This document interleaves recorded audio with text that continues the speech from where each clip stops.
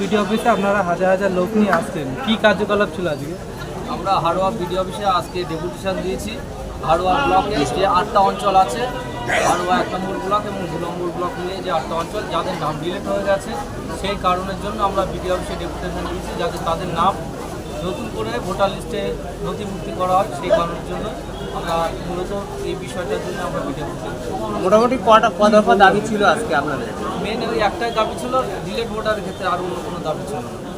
কি চাইছেন আপনারা? আমরা যাদের নাম সাধারণ মানুষের নাম যাদের ডিলিট হয়ে গেছে তাদের নতুন করে যাতে ভোটার লিস্টে আবার নাম ওঠে সেইটাই চাইছি আমরা। এবং বিডিও সাহেব আমাদেরকে আশ্বাস দিয়েছে যে ট্রাইব্যুনাল কোর্টে আপনাদের হিয়ারিং চলছে, কিছু কিছু লোকের অলরেডি নাম চলে এসছে এবং কিছু কিছু হিয়ারিং হয়তো বাকি আছে। যাদের নাম ডাকার দরকার তাদেরকে ডাকবে এবং অনেকেরই হয়ে গেছে, কমপ্লিট হয়ে গেছে। আর যাদের ডিলেট হয়ে গেছে অনেকে বলেছে ট্রাইব্যুনাল কোর্ট থেকে যাদের ডিলেট হয়ে গেছে তাদের ক্ষেত্রে বললো নতুন করে বিডিও অফিসে জমা দিতে, এখানে হিয়ারিং হবে আমাদেরকে আশ্বাস দিয়ে। আর হাড়োয়া ব্লকে মোটামুটি কতটা ভোট ডিলিট হয়েছে? ডিলেট তো অনেকেই হয়েছিল, এখন আন্ডার অ্যাডজুডিকেশনও কিছু আছে বা ছিল। ডিলেট 9000 মতো, এখনও ডিলেট আছে 9000 মতো। টোটাল 12000 মতো ছিল কিছুদিন আগে অবধি দেখলাম, এখন 9000 ডিলেট আছে এখনও।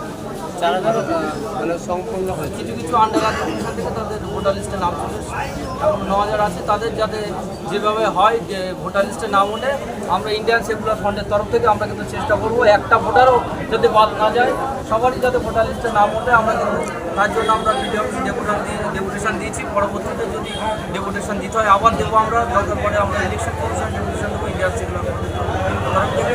যদি আরও এর থেকে বৃহত্তর আন্দোলনে নামতে হয়, যদি হাইকোর্টে মামলা করতে হয়, সুপ্রিম কোর্টে মামলা করতে হয়, সাধারণ মানুষের জন্য ইন্ডিয়ান সেকুলার ফ্রন্ট কিছু হবে।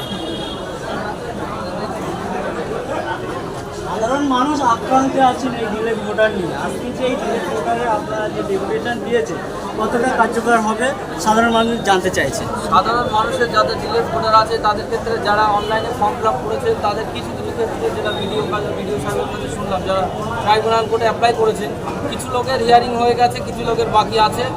অনেকের হয়তো হিয়ারিং হওয়ার পরেও ডিলেট হয়েছে, তাদের ক্ষেত্রে বিডিও সাহেব নতুন করে আপনার এখানে ফর্ম ফিল আপ করে জমা দিতে বলে সেখানে হিয়ারিং করার ব্যবস্থা বিডিও সাহেব করে দেবে। এই যে হয়রানিটা কীভাবে, এখন তো হয়রানি কীভাবে হয়েছে বা কারা করেছে আপনারা জানেন। এটা এর আগে যে সরকার ছিল বা বর্তমানে যে সরকারের সম্মিলিত সেন্ট্রাল গভর্নমেন্ট থেকে এটা আপনার এসআইআরটা পাস হয়েছিল। এসআইআর পাসের পরে অনেকের ক্ষেত্রে যারা 2002 সালের নামও আছে তাদের নামও অনেকে ডিলিট হয়ে গেছে।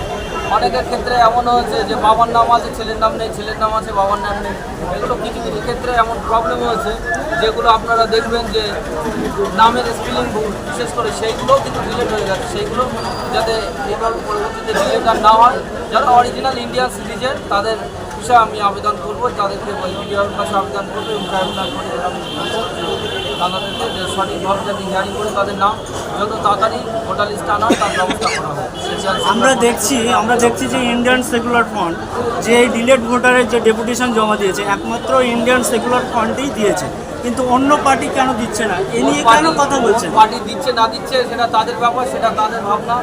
আর আমরা ইন্ডিয়ান সেকুলার ফ্রন্ট আমরা ডেপুটেশন আজকেও দিয়েছি, এর আগেও আমরা কলকাতায় দেখেছেন আমরা আন্দোলন করেছি, এর পরবর্তীতেও ডেপুটেশন দেবো। শুধু আইএসএফের কর্মী বলে না, আমরা সাধারণ মানুষের জন্য সবার জন্য ডেপুটেশন দেবো। সে হিন্দু হোক, মুসলিম হোক, আইএসএফ হোক, আপনার সিপিএম, কংগ্রেস, টিএমসি যারা ছিলেন, বিজেপি, সবার জন্য কিন্তু আমরা ডেপুটেশন দিয়েছি। আমরা শুধু আইএসএফের জন্য ডেপুটেশন দিচ্ছি না, সাধারণ মানুষের জন্য আমরা।